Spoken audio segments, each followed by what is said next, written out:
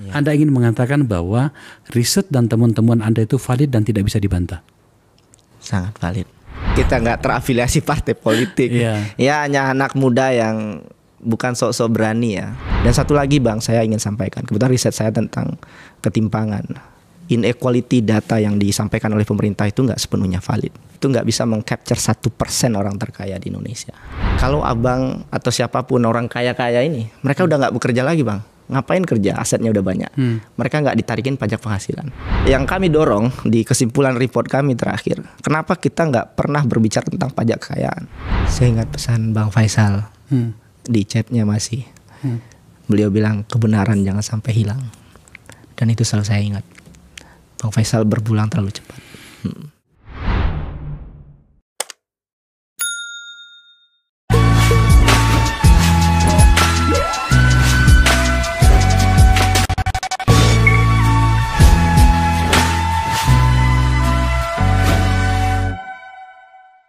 Kesepakatan untuk bernegara itu adalah mimpi dan keyakinan bahwa keadilan akan mengikuti keputusan menjadi sebuah bangsa itu.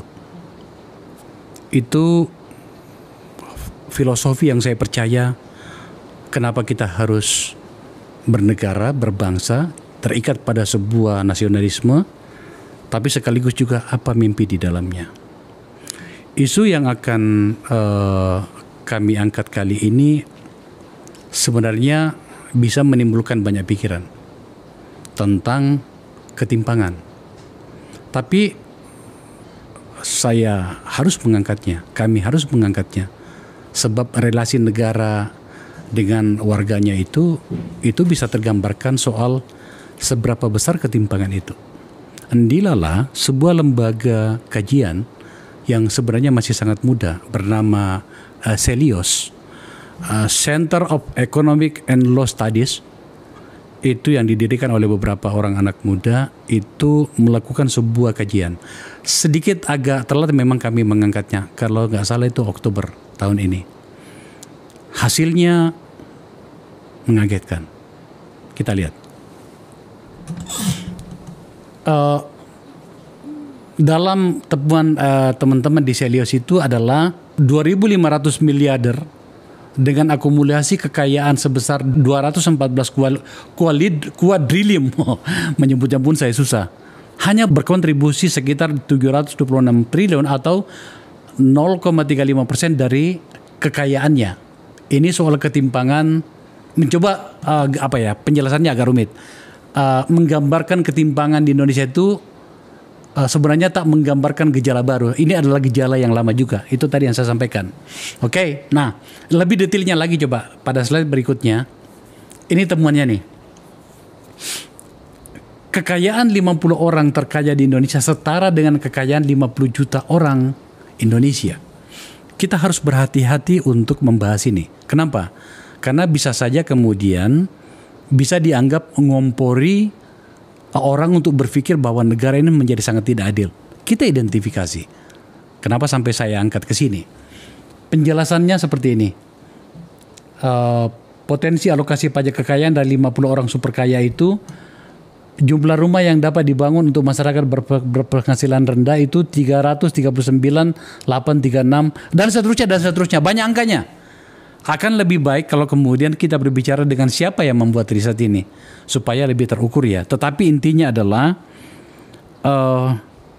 pertanyaan yang harus kita jawab dari diskusi ini adalah apakah negara telah berlaku sebagai penyangga utama dari seluruh keadilan yang harusnya didapatkan oleh warga negara hingga kemudian terjadi disparitas kekayaan yang luar biasa.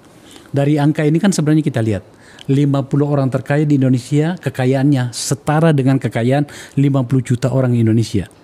Pada beberapa waktu yang lalu itu kita juga dapat komparasi soal kepemilikan lahan dari hanya kurang lebih beberapa orang itu setara dengan kepemilikan lahan dari ratusan juta orang.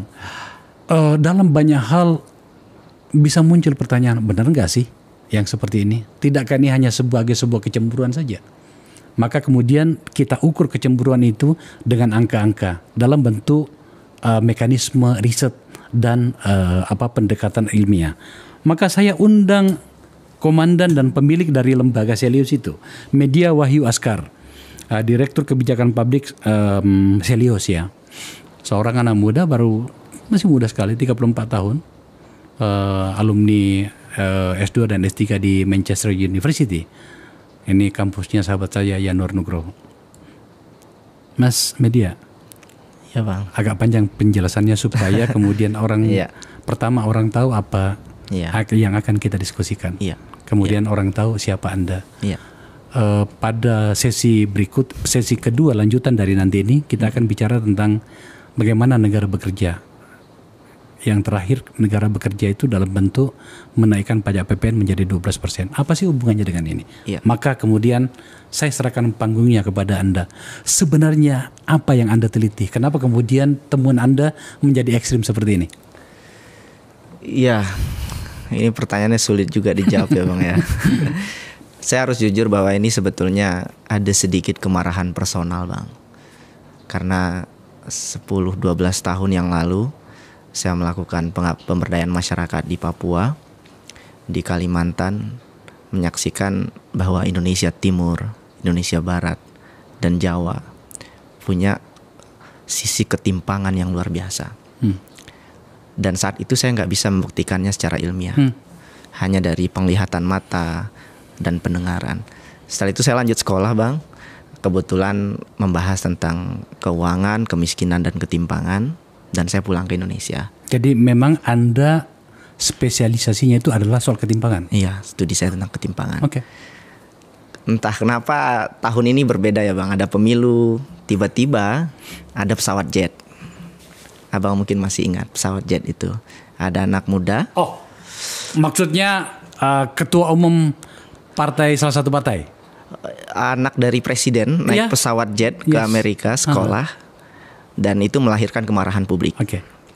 Dan saat itu saya berpikir kelihatannya saya perlu membuktikan secara ilmiah dan angka. Saya buka kembali datanya, saya pakai data yang ada, data Forbes, data BPS, semuanya saya kumpulkan. Hanya tim kecil Bang, kita begadang beberapa hari. Buka datanya. Itu berapa teman-teman yang terlibat pada isu ini? 3, 4, 5 orang. Cuman ya anak muda ya yang ngopi, bangun lagi, tidur lagi ya benar kerjakan. Tapi saya nggak pernah menyangka menemukan kesimpulan ini Bang. Dan ternyata setelah dilihat ada 50 orang terkaya, kekayaannya setara 50 juta masyarakat Indonesia. Bisa ditampilkan orangnya?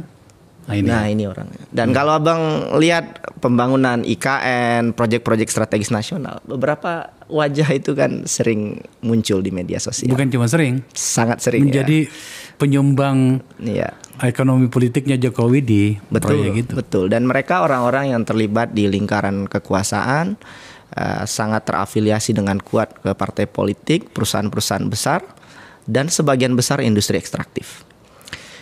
Ada sisi ketidakadilan yang luar biasa Bang, karena kita tahu industri ekstraktif itu disubsidi luar biasa.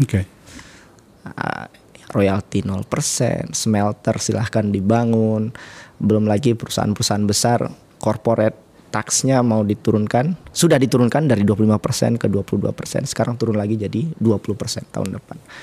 Dan fakta ini agak sedikit mengagetkan karena ternyata peningkatan kekayaan itu tidak hanya pengusaha-pengusaha ini, tetapi juga pejabat publik yang selama ini mengisi pos pemerintahan.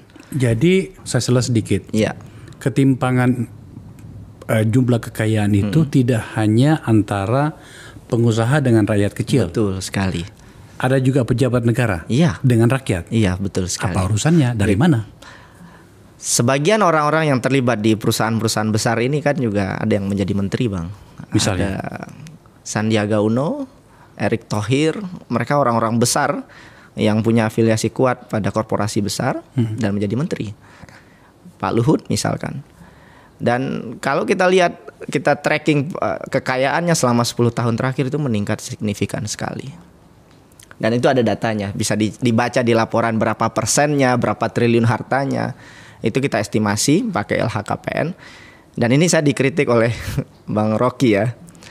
Datamu nggak bener itu katanya gitu. Kenapa Bang? Maksudnya Rocky Gerung? Ya. Karena harusnya lebih besar dari itu.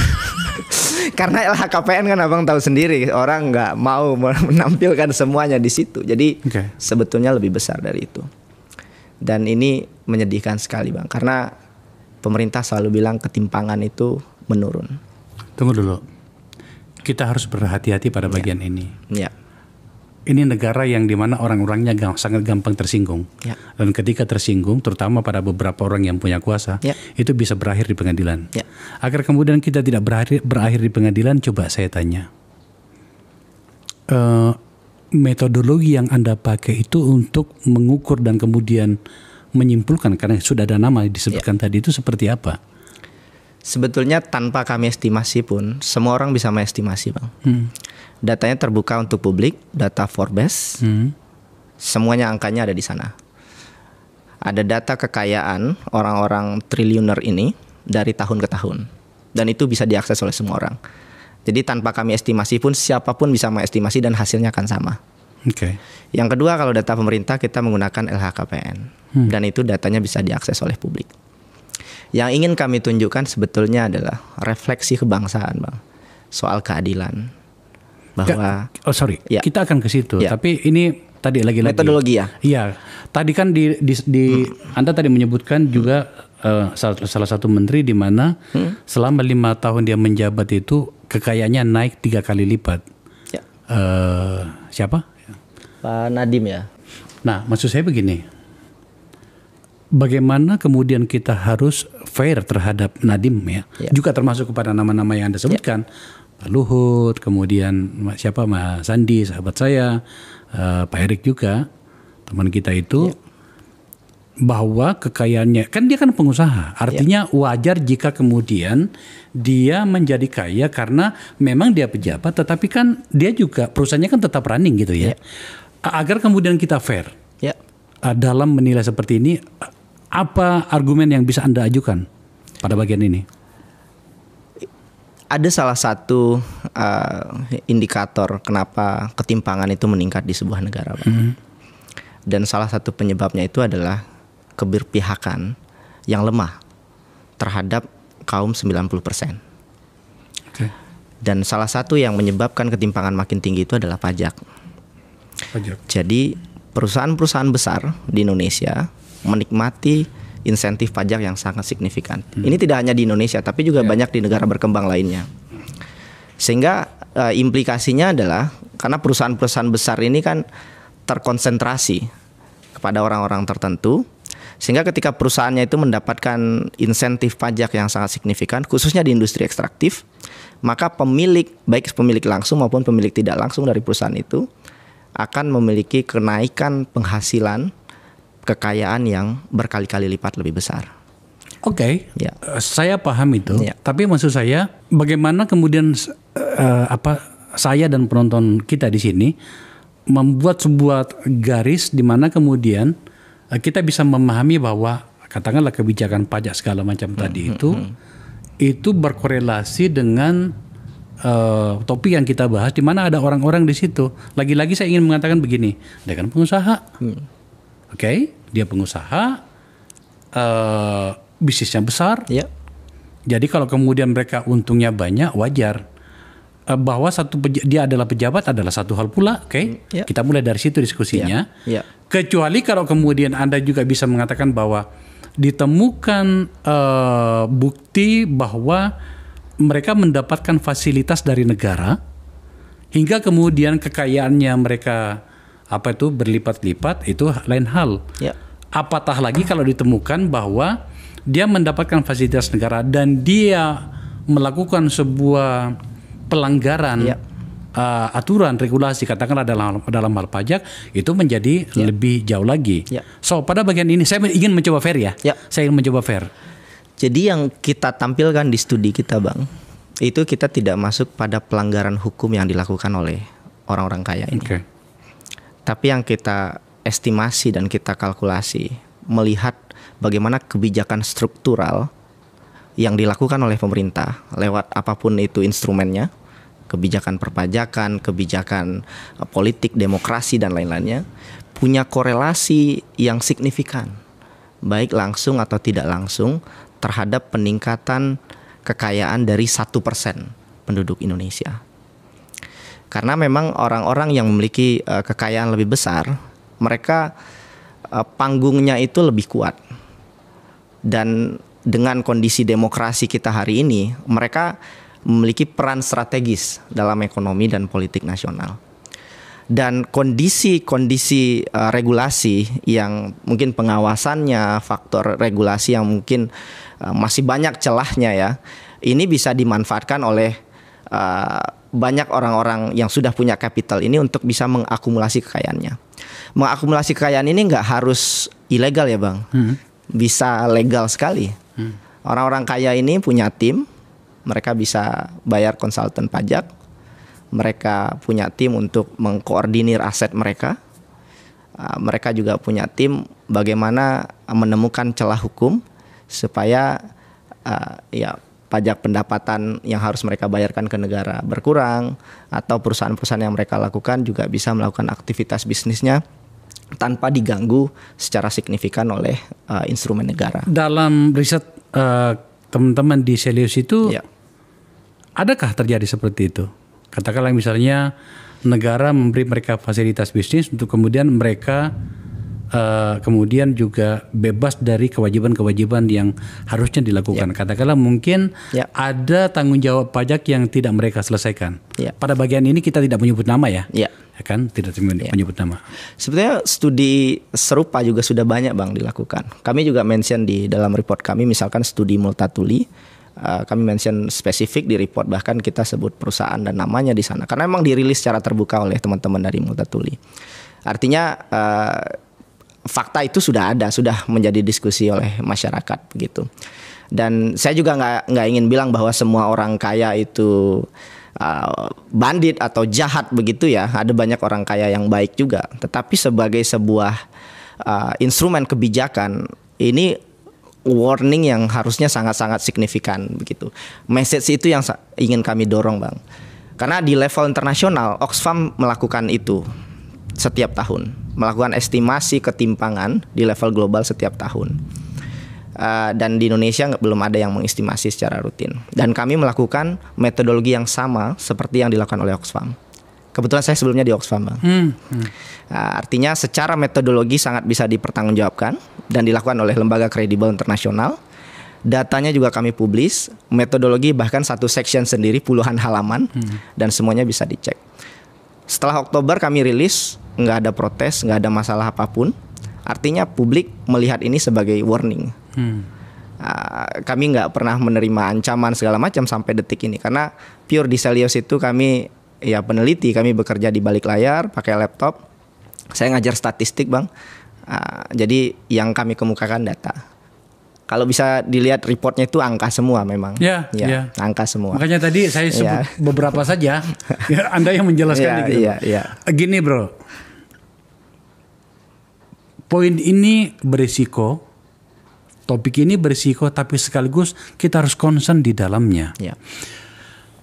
Harus diakui bahwa negara ini, negara kita tercinta Indonesia ini dalam banyak hal belum mau berkomitmen secara kuat agar kemudian mekanisme dan sistem penyelenggaraan negara kita itu zero dari peluang-peluang yang bisa mencederai konstitusi. Contoh misalnya, memang ada aturan bahwa menjadi pejabat, saya pernah menjadi anggota DPR 2 periode lagi, itu harus mundur dari perusahaan. Saya dulu sebelum jadi anggota DPR punya perusahaan. Logikanya adalah perusahaan saya ketika saya masuk ke DPR itu membesar. Sebaliknya perusahaan saya mati. Karena saya mencoba untuk berkomitmen. Independen. Bahwa kemudian ternyata, ya saya tentu saja tahu, saya bisa menyebutkan A, B, C, D, 1, 2, 3 siapa saja yang teman-teman pengusaha masuk ke DPR atau menjadi pejabat semakin besar usahanya gitu ya. Dia memang kelihatan mundur, kelihatan secara administratif, tapi kan kita tidak tahu apa yang dilakukannya. Saya bisa mengatakan saya tahu apa yang dilakukannya. Dalam bahasa Rocky Gerung, You menyebut Rocky tadi. Ini gara-gara Rocky nih.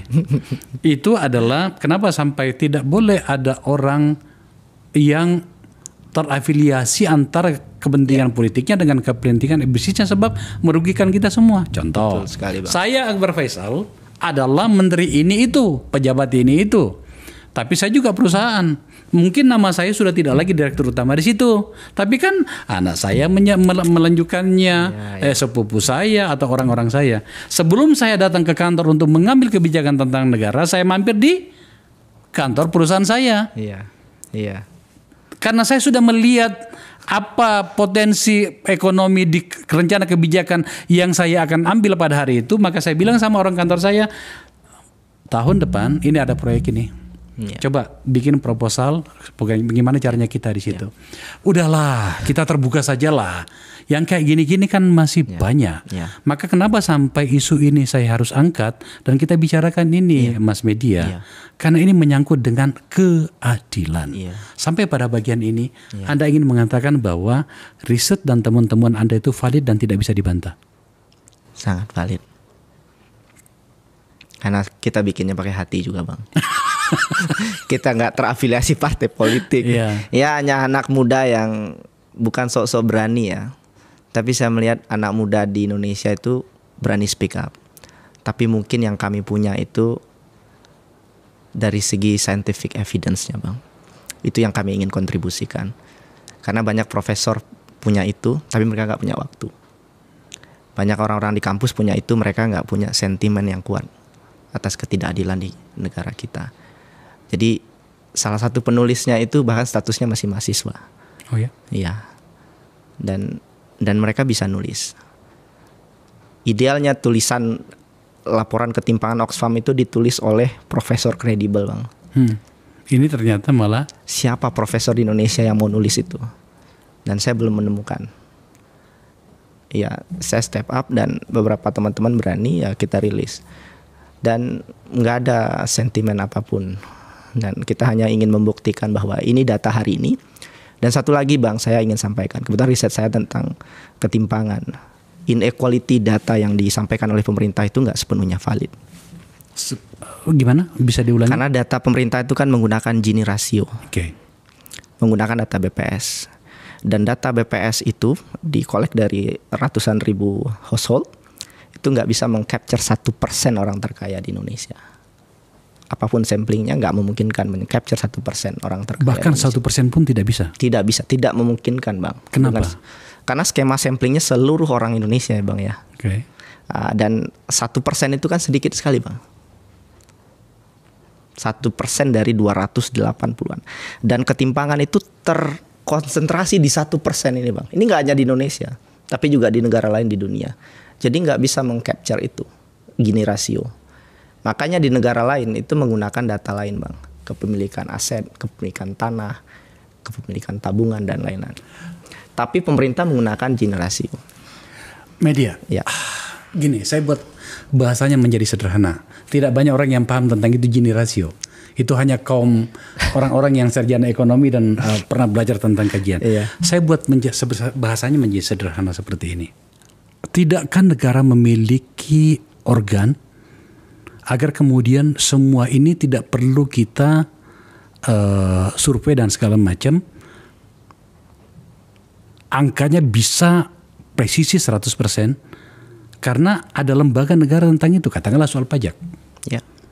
Yang saya maksud pada bagian ini adalah kenapa sampai kita masih sering terjebak pada pertengkaran di ruang publik, dan orang seperti Anda yang cerdas, punya waktu dan hati untuk menggugat data-data itu. Kenapa kemudian seperti pemerintah itu kelabakan untuk bagian-bagian seperti ini? Birokrat kita itu birokrat lelah, Bang. Banyak orang hebat, Bang, di kementerian itu, lulusan luar negeri. Tapi ketika masuk ke kantor pemerintah, mereka nggak punya ruang juga, keberanian untuk berinovasi itu. Karena kan tergantung siapa menterinya juga, Bang.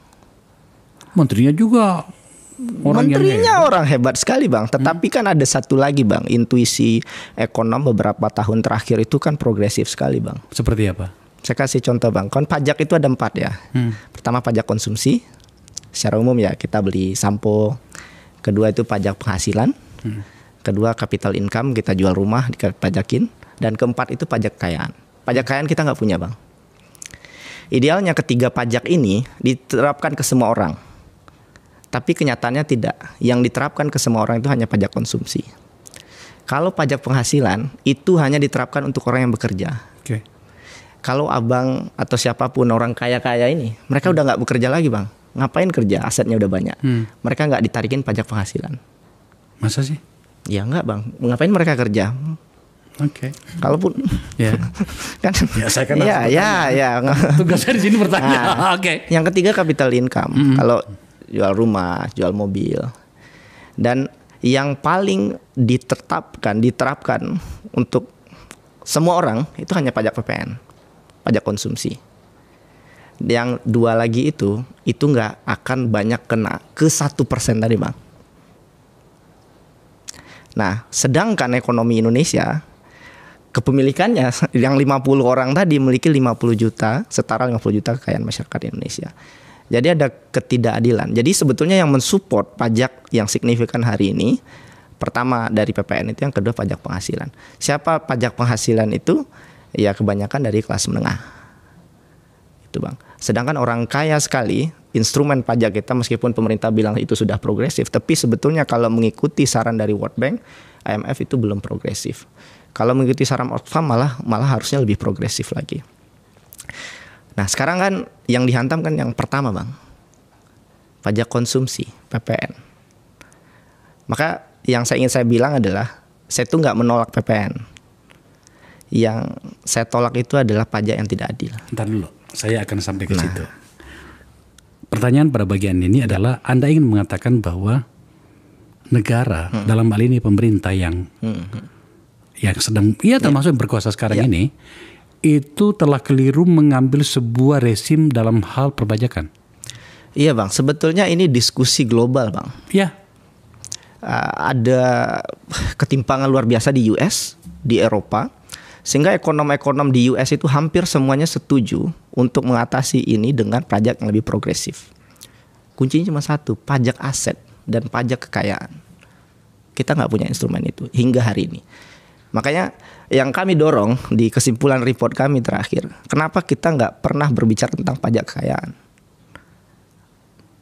Kenapa kita malah menghantam masyarakat luas lewat pajak PPN? Boleh saja naikkan PPN, tetapi dengan catatan tidak ada opsi lain yang lebih baik. Nah, sedangkan ada opsi lain yang sebetulnya lebih baik. Itu hanya 3 instrumen pajak itu bang. Belum lagi pajak tidak langsung lewat perusahaan ya, yang juga sangat banyak dinikmati akhirnya secara tidak langsung, kami sampaikan di report itu, oleh orang kaya. Saya bukan orang yang ahli pajak ya. Saya bukan sarjana ekonomi. Tapi saya sedang mencoba mewakili pikiran para penonton saya di sini. Emang selama ini nggak ada yang namanya pajak kekayaan? Kita punya pajak properti bang, PBB. Iya. Tidak, itu kan bagian dari itu. Iya, kan itu aset ya. Tapi itu kan jumlahnya hanya 0,1% ya. Karena bang tahu sendiri kalau PBB, kalau termasuk juga PPNBM, jual rumah mewah, harga rumahnya 100 miliar, tapi yang dilaporkan mungkin cuma 20 miliar. Gitu. Kalau di bawah 30 miliar kan kenanya hanya 1% misalkan. Dan kita di bawah bang. Pungutan pajak untuk properti dan aset ini, kita salah satu yang terendah di ASEAN. Jauh di bawah Filipina, Vietnam, apalagi Singapura. Singapura udah pasti gede pajak propertinya. Nah ini menarik sebetulnya, karena pasca COVID selesai bang, yang naik itu adalah properti dan rumah mewah di Jakarta. Itu naiknya sangat signifikan sekali. Jadi pasca COVID ini yang recovery, nggak recovery, mereka nggak terhantam COVID. Itu orang kaya dan mereka survive, mereka beli aset. Tapi yang di bawah ini rentan dan sangat rentan ini stay still, mereka masih di bawah. Makanya yang turun itu adalah rumah menengah dan rumah sederhana. Justru rumah mewah ini lagi naik. Sekarang ini. Ini sebetulnya kan gejala tambahan ya soal daya beli masyarakat atas itu masih bagus. Jadi ketika daya beli masyarakat atas masih bagus, sebetulnya ya yang perlu diekspan pajaknya ya dari masyarakat atas, begitu bang.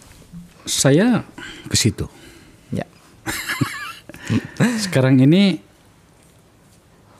kita sedang heboh-hebohnya membahas penetapan pajak PPN 12%. Iya. Meskipun direvisi pada beberapa bagiannya. Iya.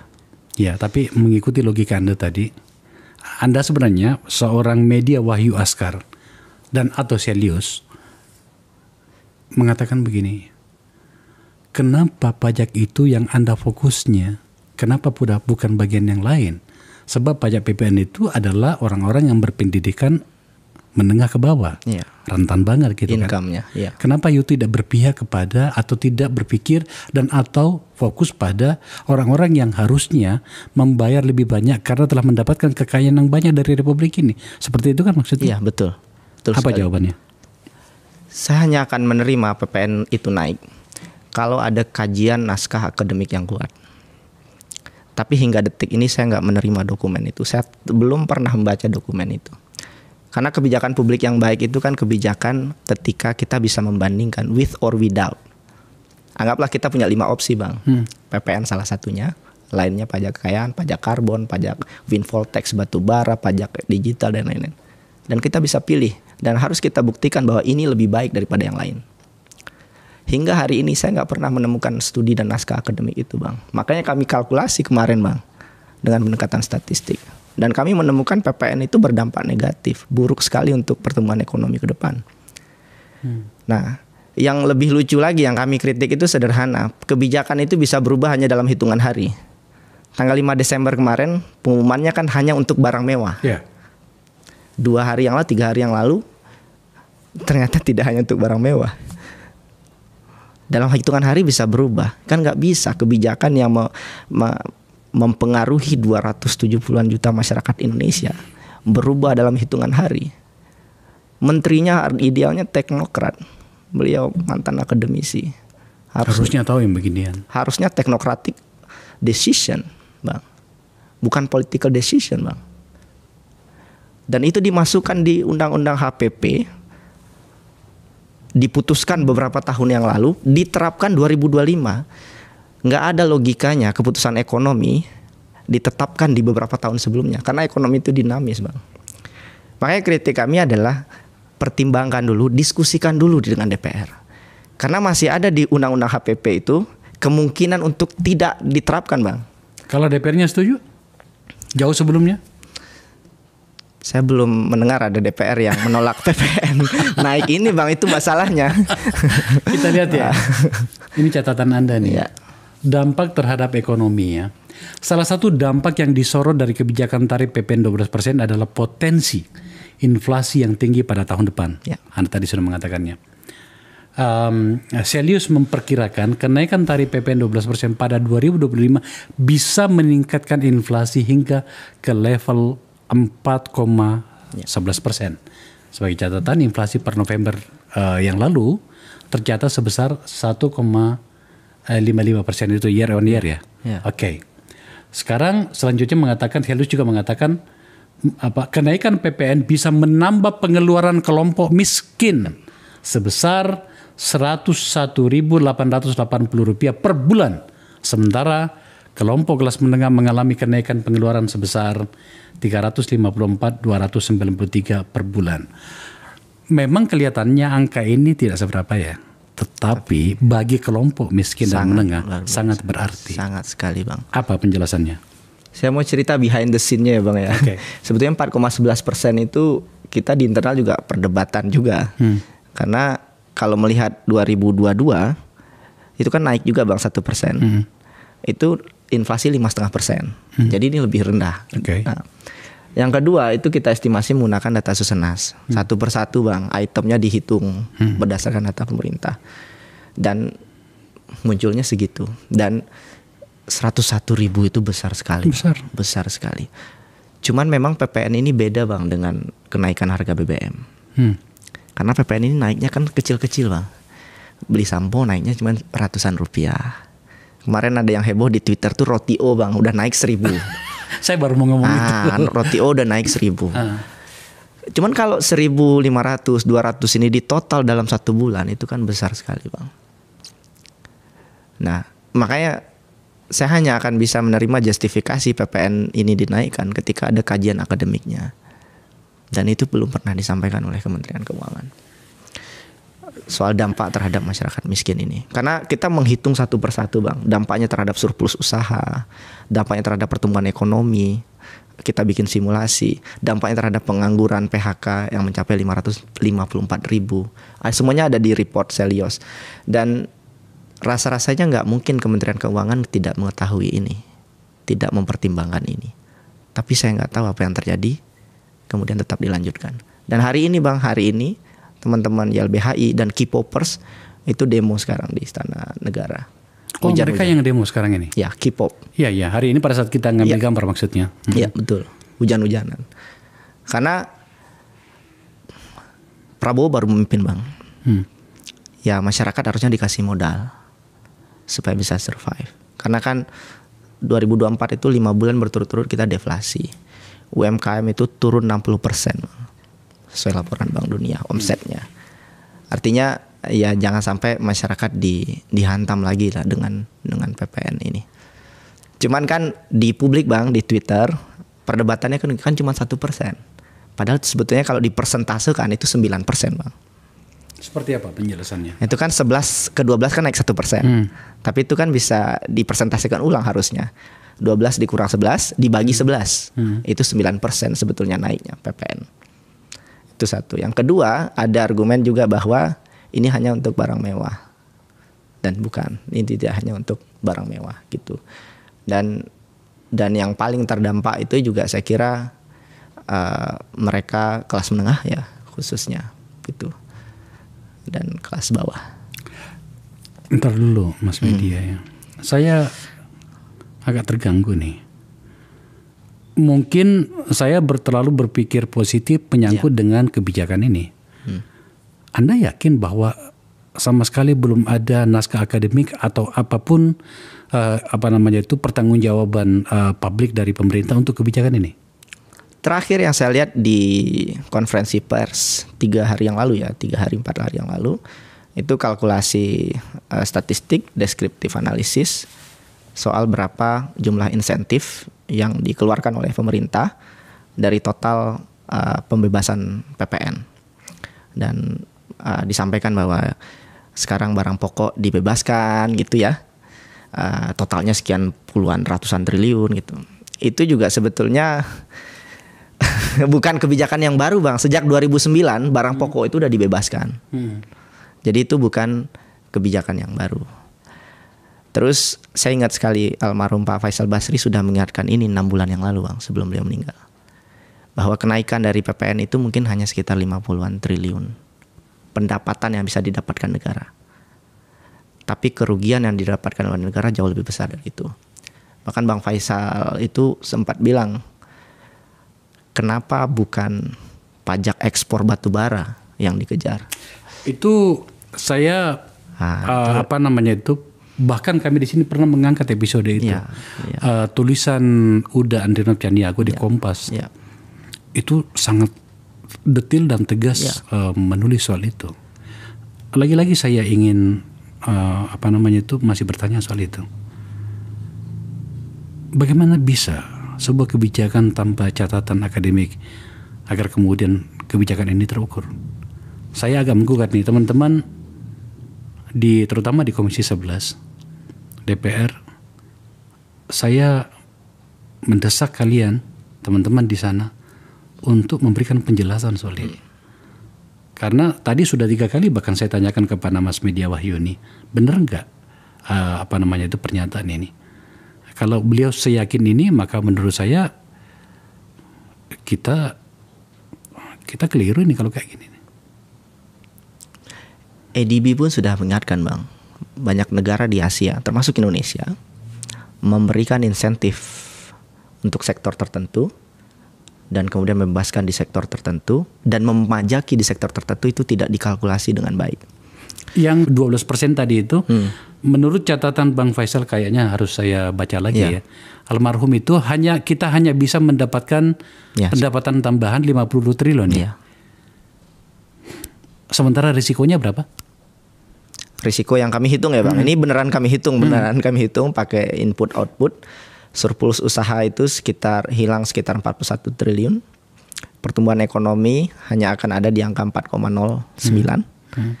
Pengangguran 554 ribu bertambah tahun depan. Ada banyak angka lainnya ada di report Selyo, saya nggak hafal satu persatu angka persisnya, tapi kita hitung satu-satu Bang. Dampaknya terhadap ekonomi makro dan ekonomi mikro. Dan mungkin saya harus balik lagi ke argumen saya tadi Bang. Dari 3 komponen pajak tadi Bang, pajak konsumsi, penghasilan, dan capital income, yang paling regresif itu Bang, pajak konsumsi. Karena itu menghantam semua orang. Yeah. Nah, makanya kritik kami adalah apakah memang ini opsi terakhir? Karena sebetulnya kalau ada data EDB itu bagus sekali Bang. VAT productivity Indonesia itu rendah sekali. Apa artinya? Dengan 11% saja PPN itu masih banyak yang belum didapatkan pajaknya oleh pemerintah. Banyak erosion, banyak insentif tidak jelas untuk komoditas tertentu. Jadi jauh nilainya VAT productivity dibandingkan dari yang seharusnya. Dan kita kalah dibandingkan Vietnam, Filipina. Menurut Anda, kenapa kemudian pemerintah tentu saja didrive oleh kebijakan Menteri Keuangan lebih memilih untuk fokus ke situ atau mengambil kebijakan soal menaikkan pajak PPN itu tadi? Paling mudah. Yang kedua, ini suzon ya Bang ya. Kita kekurangan uang dalam dompet kita. Ruang fiskal menyempit. Tahun depan butuh 500-an triliun untuk membayar bunga. Belum lagi proyek ambisius makan bergizi gratis. Yang 71 triliun 2025 itu nggak cukup Bang. Bahkan sekarang hanya 10.000 ya per porsi. Itu yang saya mau sampaikan Pak. Di rumor di kami para aktivis politik, komunitas para politisi dan ekonomi itu adalah situasi kita pada tahun 2025 yang akan datang itu tidak cukup baik. Tadi Anda sudah menyebutkan, bahkan sebenarnya pada beberapa pihak dikatakan beban utang 2025 itu yang kabarnya akan jatuh tempo pada Maret April ya kalau nggak salah, itu sampai 700 sampai 800 triliun. Apalagi dengan seluruh risiko yang terjadi. Pada saat kami ngambil gambar, saya sedang mencoba melihat-lihat ini banyak chat yang di berbagai grup. Nilai dolar itu sudah menembus 16.000, hampir 16.400. Pertanyaan pada bagian ini, Mas Media, Anda seorang ekonom, sebenarnya apa yang risiko yang sedang kita hadapi pada tahun depan dengan situasi seperti ini, termasuk dampak dari kebijakan pemerintah menaikkan PPN ini pada beberapa komoditi atau sektor? Iya, saya kira yang paling penting hari ini itu adalah kita melangkah di jalan yang tepat, melakukan mitigasi risiko agar uang masyarakat yang sedikit ini itu betul-betul langsung ke masyarakat. Pada saat bersamaan kita perlu mengontrol kebijakan-kebijakan tertentu yang harapannya tidak justru memukul daya beli masyarakat. Nah, ketika PPN sekarang naik itu ya Bang, sebetulnya kan ini antitesis dari program-program populis Pak Prabowo gitu ya. Dan kekhawatiran terbesar saya hanya satu Bang, kita nanti menyesal setelah 6 bulan. Makanya kalau mau dikritik, mau diberikan masukan ya hari ini. Karena kan 1 Januari kan sudah pasti dilaksanakan. Yang saya khawatirkan adalah seakan-akan pemerintah sekarang kan ini saya menyebutnya itu penyakit ya Bang ya. PPN itu penyakit untuk masyarakat bawah sebetulnya. Pemerintah nyebar penyakit, tapi pemerintah juga bilang ini loh obatnya. Karena pemerintah bersamaan bilang kami akan kurangi beban biaya listrik. Pemerintah bilang akan bagi beras 10 kg dan beberapa insentif lainnya, dan itu dilakukan hanya untuk 2 bulan. Nah, makanya yang ingin saya kritik adalah ini logikanya dari mana? Ada nggak kalkulasinya? Katakanlah 2 bulan ya Bang ya. 2 bulan ada beras 10 kg. Kemudian dulu sebelumnya listrik 100.000, sekarang bayar 50.000, diskon 50%. Anggaplah dalam 2 bulan ada penghematan 300.000. Tapi setelah itu kan ada penambahan 100.000 per bulan untuk masyarakat miskin. Nah ini gimana bantalannya gitu. Jadi yang kita dorong itu sebetulnya mitigasi risiko kehati-hatian pemerintah. Ini dipikirkan tidak gitu. Nah, ini yang harapannya menjadi diskursus ya Bang ya. Mas, sorry saya salah. Lagi-lagi saya bertanya kepada Anda. Sambil saya juga bertanya kepada diri saya, layak nggak pertanyaan ini? Karena menurut saya itu seperti pertanyaan yang berlebihan. Masa sih seorang, katakanlah kita menyebut nama Menteri Keuangan, masih sih seorang Ibu Sri Mulyani sampai tidak bisa menghitung risiko seperti ini? Seperti yang Anda sampaikan tadi, bahwa Faisal Basri sudah mengatakan kita hanya mendapatkan insentif kira-kira 50 triliun dari kebijakan kenaikan itu. Sementara risikonya tadi Anda sudah menyebutkan bla bla bla bla bla. Saya nggak ngerti dan saya tidak percaya orang-orang pintar di Kementerian Keuangan itu tidak bisa menghitung ini dan kemudian memberikan masukan dan argumen kepada Presiden hingga kemudian kebijakan itu harus diambil. Saya sangat menghormati Bu Sri. Beliau teknokrat luar biasa. Pencapaiannya juga luar biasa, kita harus akui juga Bang. Tapi ada teori sederhana itu experience paradox Bang. Orang yang sudah lama dalam satu posisi tertentu cenderung akan mengambil jalan-jalan konvensional. Itu saja ya Bang yang ingin saya sampaikan ya. Ada kalanya sekarang ruang itu dibuka. Karena hari ini dorongan untuk keadilan pajak itu menjadi isu global Bang. Jangan sampai kita justru mendorong kebijakan yang regresif. Karena saya melihat masih banyak celah lainnya Bang. Contoh misalkan dari pajak kekayaan ya Bang. 2% pajak kekayaan. Setahun itu 81 triliun. Hanya dari 50 orang. Berapa? 81 triliun. Hanya dari 50 orang. Okay. 2% per tahun. Itu belum lagi pajak karbon. Pajak windfall tax batubara kita hitung itu 22 triliun. Okay. Bang Faisal Basri almarhum menghitung 250-an triliun pajak ekspor batubara yang bisa dikenakan. Belum lagi pajak-pajak lainnya ya Bang yang perlu ditingkatkan untuk masyarakat kelas atas. Opsi ini masih banyak. Memang nggak mudah. Saya harus jujur juga untuk membuat instrumen pajak yang baru ini nggak mudah. Tapi kan harus mulai didorong ke arah sana gitu. Atau si minimal-minimalnya jangan dulu lah gitu PPN ini dinaikkan. Jadi ini ada persoalan momentum juga Bang gitu. Mau libur Natal dan Tahun Baru. Jadi kekhawatiran sebagai masyarakat rasa-rasanya wajar Bang. Kayaknya Anda ingin bertanya lebih dari itu. Coba saya bahasakan. Benar nggak? Bahwa Anda ingin mengatakan gini, pemerintah begitu agresif dan cekatan menetapkan pajak yang risikonya adalah masyarakat kecil menengah, tetapi sangat gagap, ragu mengambil kebijakan untuk yang berhubungan dengan kelompok yang seperti yang kita bahas ini, orang-orang kaya itu. Seperti itu kah? Betul sekali. Karena secara politik, non politik dan proses administrasinya memang berat. Sangat berat untuk Kementerian Keuangan melakukan itu. Tapi kalau nggak dicoba sekarang, siapa lagi Bang? Kapan lagi? Menurut Anda kenapa sampai negara begitu gagap dan ragu soal itu? Mungkin Abang yang bisa lebih bicara. Oke. Ada persoalan demokrasi politik yang sangat kompleks saya kira Bang. Dan saya nggak memahami dengan detail ya soal itu. Tapi waktu berubah kan pendekatan juga berubah Bang. Kita kembali ke pembukaan kita tadi.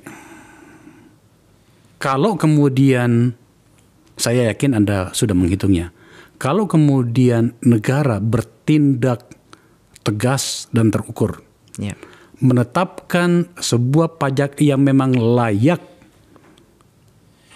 dan wajar kepada kelompok orang-orang yang kaya dan sangat kaya itu, termasuk pada jenis-jenis pajak yang Anda sampaikan tadi, seharusnya kira-kira negara mendapatkan berapa, Mas Media? 220-an triliun per tahun. Dari pajak kekayaan, windfall tax batubara, pajak karbon, itu sekitar 220-an triliun. Itu ada di report kami di Selios. Dan itu besar sekali. Sekarang kan tadi Anda katakan cuma 81. Itu hanya untuk pajak kekayaan. Oke. Jadi kalau dimasukkan pajak windfall tax batubara, karena windfall tax batubara ini saya dulu kerja di batubara bang. Oh jadi tahu ya? Iya, jadi batubara ini kan ada windfallnya bang. Kalau mau narikin pajak ya hari ini, 10-20 tahun lagi ya jangan tarikin pajak, batubaranya udah habis. Di beberapa konsesi batubara yang saya pegang waktu itu ya konsesinya hanya 15 tahun, 20 tahun. Jadi kalau mau narikin pajak ya hari ini. Tapi kan beberapa kebijakan kan royalti 0% untuk hilirisasi, smelter 0%. Pajak korporat bang mau diturunkan lagi jadi 20%. Jadi rasa adilnya di mana? Belum lagi tax amnesty yang lolos prolegnas 2025. Tax amnesty itu di India sudah dikritik dan gagal karena berpihak pada pengemplang pajak. Orang yang ngemplang pajak suruh pulang, kasih karpet merah, klaimkan harta kalian. Sementara kita yang kelas menengah bawah ini dikejar petugas pajak, kita bayar pajak setiap detik, setiap waktu lewat pajak konsumsi dan setiap bulan lewat pajak penghasilan. Rasa adilnya di mana? Itu bang mungkin pesan saya untuk pemerintah dan DPR. Keadilannya di mana? Ya. Oke.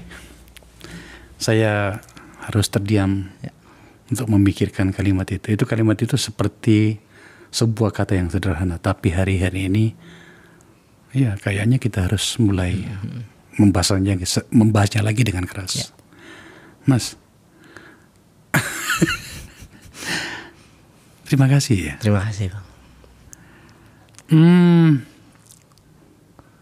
Saya kalau bertemu dengan orang seperti Anda ya, Anda tidak muda-muda amat sih, sudah 34 tahun ya. Iya bang. Iya, pasti sudah punya anak. Ya, tapi dalam konteks situasi kita hari ini, saya itu selalu gembira. Kalau di dalam ruang politik, forum ini telah menemukan beberapa orang yang tampaknya mungkin saya secara personally mengatakan, oke, saya bisa berharap banyak pada pikiran-pikiran mereka, originalitas ide mereka, kejujuran mereka pada diri sendiri melihat situasi. Saya menemukan di sini 3-4 orang. Hari ini saya harus mengatakan bahwa tampaknya saya menemukan lagi sebuah komunitas yang fokusnya pada ekonomi. Ya, terima kasih. Tidakkah itu tujuan yang bisa saya banggakan melalui forum saya kan? Saya ingat pesan Bang Faisal di chatnya masih. Beliau bilang kebenaran jangan sampai hilang. Dan itu selalu saya ingat. Bang Faisal berpulang terlalu cepat. 2 kali dia datang ke sini. Ya, dan Bang Faisal teriak keras luar biasa soal PPN dan ketimpangan. Adinda Media Wahyu Askar, terima kasih ya. Terima kasih Bang, sehat-sehat selalu Bang. Salam hormat untuk teman-teman di Sales ya. Forum ini terbuka bagi Anda. Selama Anda masih berpihak pada keadilan itu bersama dengan rasa adil yang sesungguhnya itu, forum ini terbuka bagi Anda dan teman-teman. Oke. Thank you. Terima kasih Bang. Ya. Pemirsa, saya nggak ngerti di ujung-ujungnya nada kami semakin mengecil. Mungkin terbawa suasana, tapi itu tadi selama kurang lebih 45-50 menit diskusi kami berbicara tentang keadilan dari sudut pandang ekonomi, dari sudut pandang kebijakan pemerintah menyangkut dengan kehidupan keseharian mereka. Pada banyak isu di sini memang yang kami angkat adalah keadilan soal politik, juga tentang hukum. Hari ini menjadi sangat berarti karena ada angka, ada metodologi, ada tata cara menghitungnya yang kami ungkapkan tadi. Kesimpulan akhirnya yang menurut saya menjadi sedih dan harus menurunkan nada bahwa tampaknya keadilan itu tetap harus kita perjuangkan dan kita bicarakan. Dan dilakukan oleh anak-anak muda ini. Anak-anak orang-orang muda ini. Saya merasa terlalu tua untuk bagian ini. Terima kasih telah menyaksikan percakapan ini.